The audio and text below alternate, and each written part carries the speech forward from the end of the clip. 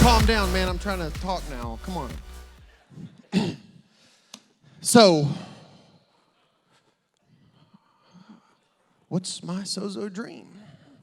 I dream real big, you know. How many of y'all got really cool moms? Anyone got a real cool mom? Raise your hand. Wait. All right, keep them up. I want you to add all your cool moms together. That's how cool my mom is. Yeah, that's right.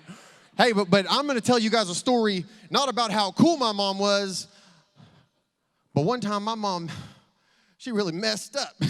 She really messed up. It was the day before fourth grade. There's some things you don't tell your son the day before fourth grade. Great. So, my mom, she has a family meeting. She says, guys, I've been on this brand new thing called the internet. Everything on it's true. Everything. I Googled that, actually. And she said, I did some research. Search. She said, your great grandma is a Blackfoot Indian princess. She done told the kid before fourth grade that he's royalty. Say, what? So, she going on telling, she said, yeah, man, I've been on Google. This is a brand new thing. It's all real. And so I went into fourth grade. You tell a kid walking his chest out a little bit. I just walk a little different, I say, hello. Got a feather in my hair. I'm pumped. I'm telling you, I'm pumped. I've been an Indian for one day, and I'm pumped. It's fantastic. So, y'all calm down. So a couple years back, and I'll tell you, it changed my life. It revolutionized everything about me. I mean, I was royalty, boom. So a couple years back, my mom gives me a call, and she says, hey, Ben, how are you? And I'm in Finland, and we're talking. She's like, yeah, great. She said, hey, you remember when I sat down the family, and I told you guys that your great-great-great-great-great-grandma was a Blackfoot Indian princess? And I said, yeah. How could I forget? Still got my feather, right? Well, she said, Ben, your great-great-great-grandma is a Blackfoot Indian princess indeed. It meant something different than we thought it did, though. And I said, wait, what the heck? What is that? She said, well, your great-great-great-great-great-grandma was not a Blackfoot Indian princess. She was married. What it meant was she was married to a slave. And I remember all of a sudden it hit me. I said, my whole life, I thought I was a fast white guy. Now I realize I'm just a slow black guy. I was like, that's it. I'm just slow. It all made sense. And it was fantastic. Today I'm going to talk about belief. Anyone in here dream big? Come on, we dream big. I love you guys, man. I love speaking to people who can dream big. Let me go next to my PowerPoint. Someone cut me off. Let me go back. Ooh, belief. An acceptance that a statement is true or that something exists. Trust, faith, or confidence in something or something. Someone or something. Belief is a very important thing. One of the things I want to cover today is this. Your life, your entire life, it shrinks or expands in proportion to one's belief system. Your entire belief system, your views, your opinions, absolutely everything expands and contracts in accordance with your belief, in accordance with your... If you really knew just how important that statement really is, your business would explode alone. I noticed another example of belief and the differences. Sometimes I occasionally walk by a mirror. And there's difference in guys and girls when we walk by mirrors, right? I walked, it was the other day, actually. I walked by the mirror, and I walked by, and you got to do one of these, like, hey. I said, hey, baby. I said, you should see me right now. And then she goes, is it that 20 pounds of fat you put on the last 6 months? And I'm like, hey, calm down. And I said, no, it's this arm. It's looking really firm today. So you should come see it. And and it's crazy because the same situation, two different people, one can walk by a mirror, and I mean, have y'all seen my wife, how beautiful she is? Give her a round of applause. Yana Jones, oh my gosh. Hey, that's proof I'm a good recruiter right there. That's proof. And she said, you know, she can walk by the mirror, and she's gorgeous. I mean, this girl's spotless, beautiful, and she can find that one little thing, you know, and fix it. I'm glad she fixes it, because some people dwell on it, right? But she can fix it, and it's good. It's good. But it's so weird. Two people can look in a mirror and see totally different things. Do y'all know what I'm saying? You know, I tell you, the way you look at yourself matters, people. The way you look in the mirror matters. Matters. You know, I got a limited time. I'd love to just get super pumped up, but I'm going to put a control on today.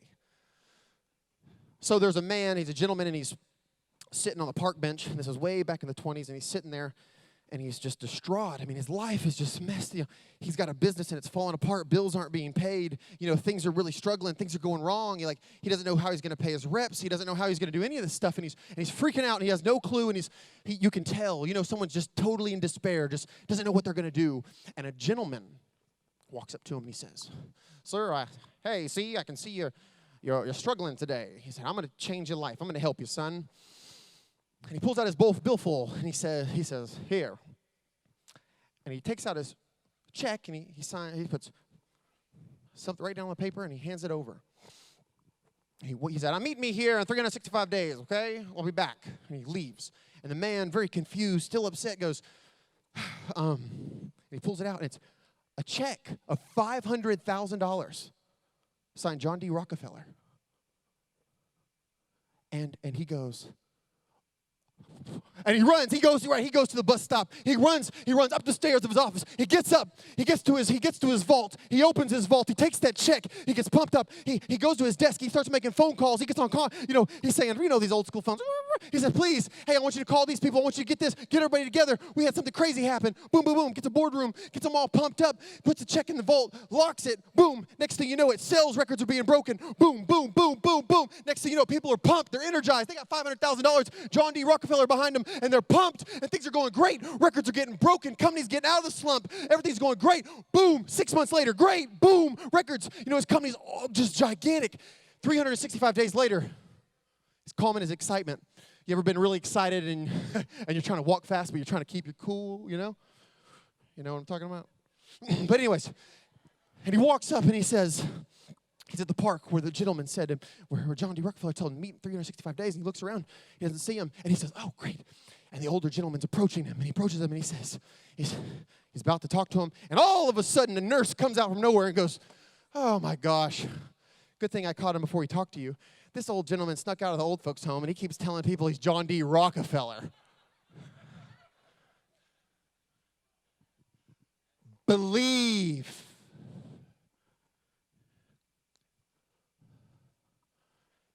Your belief is a seed. What you believe, your belief system, your value system, leads to your thoughts, which leads to your words, what you say, how you talk about yourself, how you talk about others, how you, either you're negative or you're positive, which leads to your actions. Augmentino says, weak is he who lets his thoughts control his actions, and strong is he who forces his actions to control his thoughts. And your actions lead to your habits. Og also says, "I will form good habits and become their slaves."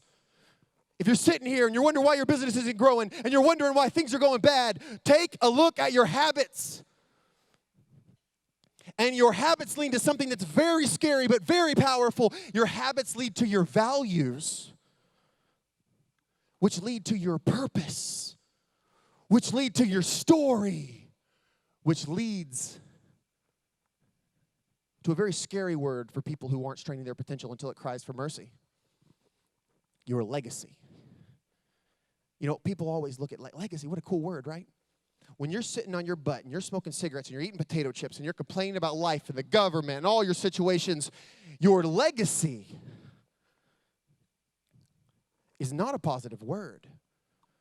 And your legacy can be one of two things. It can either be a catalyst to motivate, power, inspire, ignite, the people around you, or it can be a virus to tear down, to destroy the family you have, the friends you have, the relationships you have, the things you have, all the, your legacy inadvertently either destroys or empowers everyone around you. And it all starts with,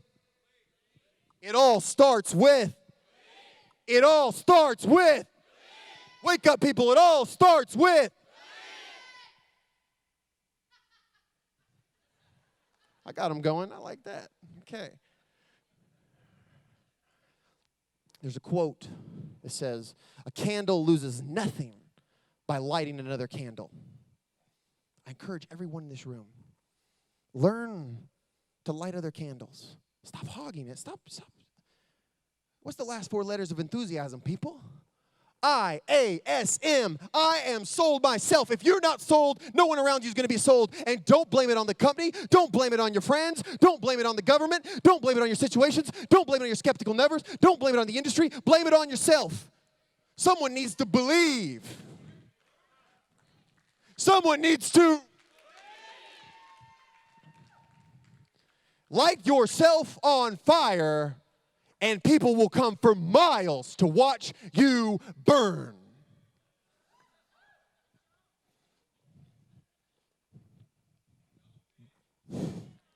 Love you guys. Thank you. Sorry. Energy, huh? Coffee and energy drinks. What have they done?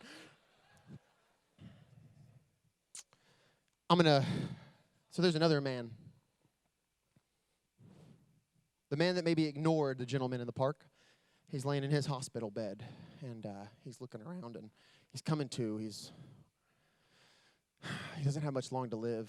And this is very important to me right now, especially the situation most of you know with my mother and feeding tube and breathing tube as we speak. And he's laying in his hospital bed, and he's looking around, and he sees these people, but he doesn't know who they are. But he says, guys, thank you. Thank you for coming to say goodbye. And an older gentleman in the back of the room slowly walks up to the front of the hospital bed, and he grabs that gentleman's hand, and he looks at him and he says, we're not here to say goodbye. We're your hopes and your dreams and your goals and your potential, and we're here to die with you. That rocked my world. And with big angry eyes, they looked at him and they said, we came to you, man. I'm a dream that came to you.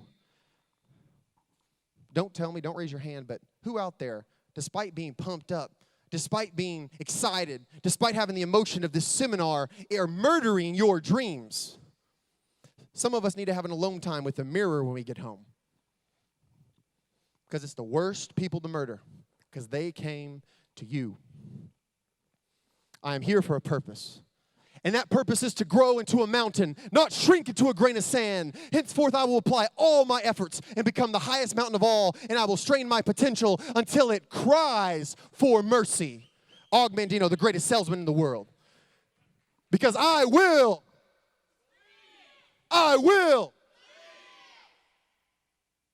You are the CEO. I'm so mad all you speakers stole my material. Man, you're the CEO. You're the vice president, right? You're the regional account director. You're everything in this business. You said, I want to own a business, and it's not my material. I see Steve's face. I heard him say it. It's great, Steve. I love it. It's good stuff. Guys, you are the CEO of your business. Stop blaming marketing tools. I know they rolled out some new marketing tools. If you think that rolling a new marketing tool is going to save your life and fix everything, sometimes you might have to have that consultation with that mirror. You're the CEO of your business. You are the vice president of your business. You are the marketing officer of your business. You are the PR of your business. And sometimes you're the only fan of your own business, right? But you got to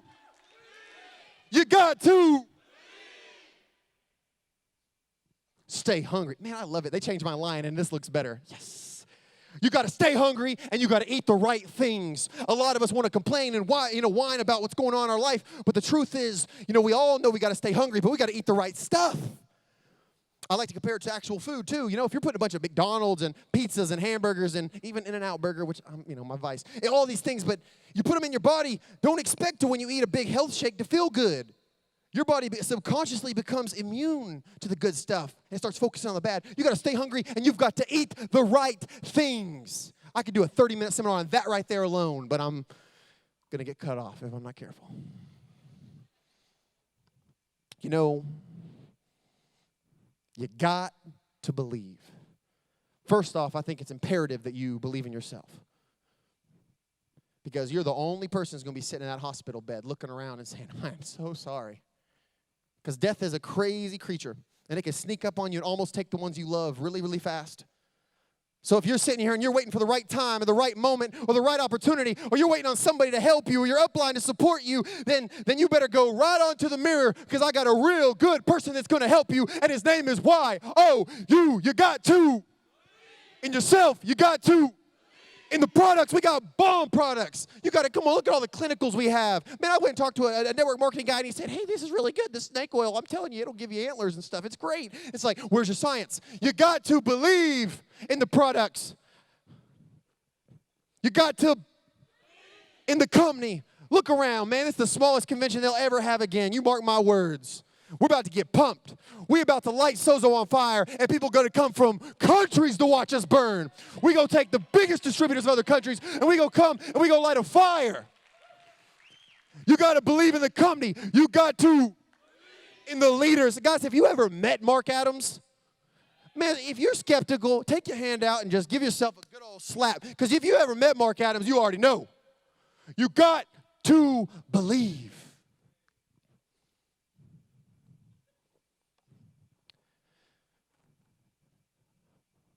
If you don't believe, no one else will.